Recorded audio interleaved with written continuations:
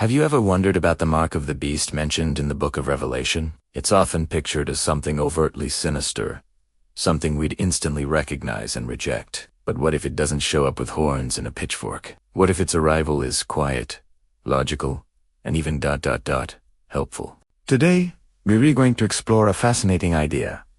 How the mark of the beast might appear completely innocent at first, sold to us as the solution to some of our biggest problems. Let's start with security. In a world that feels increasingly unstable, with rising crime rates and global threats, who doesn't want more safety? Imagine a system that could instantly verify your identity, preventing fraud, theft, and even terrorism. A system that ensures only authorized people can access secure areas, protecting our schools, our airports, and our public spaces. This technology would be presented as the ultimate shield for you and your family. The sales pitch would be simple. This isn't about control. It's about protection. It's about creating a safer world for everyone. It would seem like a no-brainer. Why wouldn't you want to be part of a system that promises to eradicate threats and bring peace of mind? The desire for security is a powerful motivator, and it could be the perfect Trojan horse for a system with a much deeper agenda. Next, let's talk about convenience. We live in a world that worships convenience. We love one-click ordering, instant payments, and having everything at our fingertips. Now, picture a single, unified system that replaces your wallet, your keys, your phone, and all your passwords. No more fumbling for credit cards. No more forgetting your house keys. No more trying to remember dozens of complex passwords. Just a seamless scan. You could buy groceries, start your car, board a flight, and access your work computer all with one effortless action. It would be marketed as the next evolution of technology, the ultimate life hack. They'd say, why carry a dozen different items when you can have it all in one? It's about simplifying your life, giving you back your time and energy. In our fast-paced society, the appeal of ultimate convenience would be almost irresistible. It would feel like progress, like a natural step forward, not like a biblical prophecy coming to life. Then there's the angle of health. This is a big one, especially in a post-pandemic world. Imagine a personal identifier that not only holds your medical records, but also monitors your vitals in real time. It could detect a health problem before you even feel symptoms, automatically alert emergency services.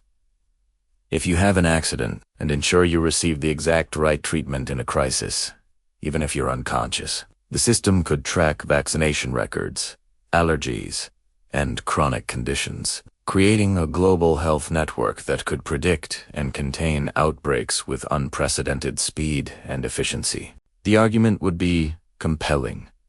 This is about saving lives. It's about proactive healthcare, not reactive. It's about protecting the vulnerable and creating a healthier society for all.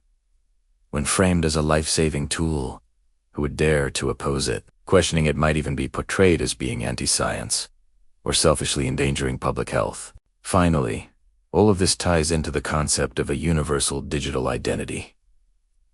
Right now, our identities are fragmented. We have a driver's license, a passport, social media profiles, bank accounts, and so on. A universal digital identity would consolidate everything into one verifiable, undeniable profile. This would be the key to participating in this new, secure, convenient, and healthy society. It would be your access pass to everything. Initially, it might be optional. You could still use cash or old forms of ID, but it would become increasingly difficult. Maybe stores start offering discounts for using the new system. Maybe travel becomes cumbersome without it. Eventually, to get a job, to open a bank account, to be or sell, you would need this digital identity. This is where it aligns chillingly with the prophecy in Revelation 13, which says that no one could buy or sell unless they had the mark. The transition would be gradual. It wouldn't happen overnight. It would be a slow squeeze, a gentle progression from a nice-to-have convenience to a must-have necessity for participating in society. So, when you put it all together, you can see the roadmap. It doesn't start with a demand to worship a world leader. It starts with an offer you can't refuse. An offer of security for your family, unparalleled convenience for your busy life, and better health for you and your community. Each of these pillars is powerful and positive on its own. Together, they create an incredibly compelling case for a new kind of system. It will be presented not as a tool of control, but as a tool of liberation from fear, from hassle, from sickness, and from inefficiency. The arguments will be logical, the benefits tangible, and those who resist will be painted as radicals, as conspiracy theorists, as people standing in the way of progress and safety. They'll be ostracized not with force, but with social pressure and systemic inconvenience.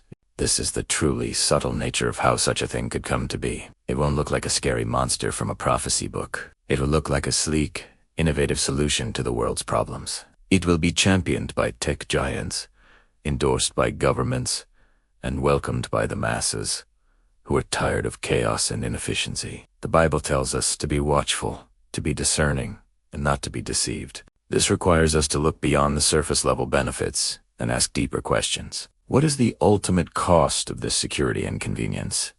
Where does this path eventually lead? As technology continues to accelerate, it is more important than ever to stay grounded in wisdom and to view new developments not just through the lens of what they offer, but also what they might one day demand. The most effective deceptions are the ones that look like the greatest blessings. So, keep your eyes open and your spirit discerning.